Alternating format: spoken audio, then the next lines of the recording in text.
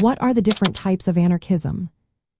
Have you ever wondered how people envision a society without rulers or centralized power? Anarchism is a political philosophy that challenges all forms of hierarchical authority.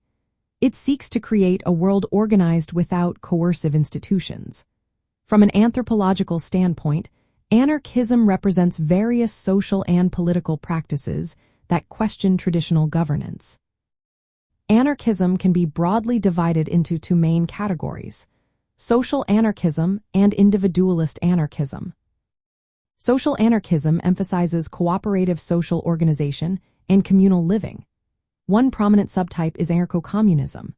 This firm advocates for a classless society where the means of production are owned and managed collectively. Anarcho-communism promotes distribution based on need and ability, rejecting both capitalism and state control.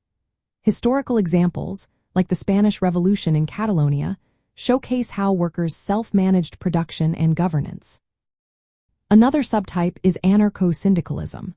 This approach focuses on labor unions as the primary agents of revolutionary change. Anarcho-syndicalists support direct action by workers and solidarity among laborers. They envision a society run by workers themselves, replacing capitalism and the state with democratic workplaces. Anarcho-socialism is another interesting branch. It combines elements of anarcho-communism and individualist anarchism, emphasizing collective cooperation alongside individual liberties.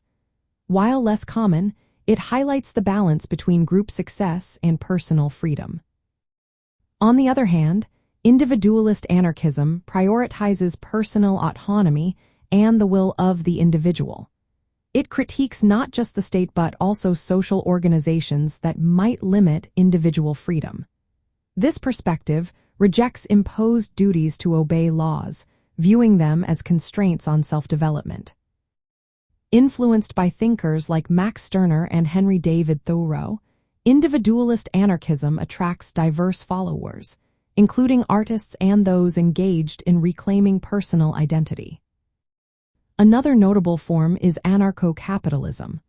Although controversial, it advocates for eliminating the state in favor of free market capitalism and private property.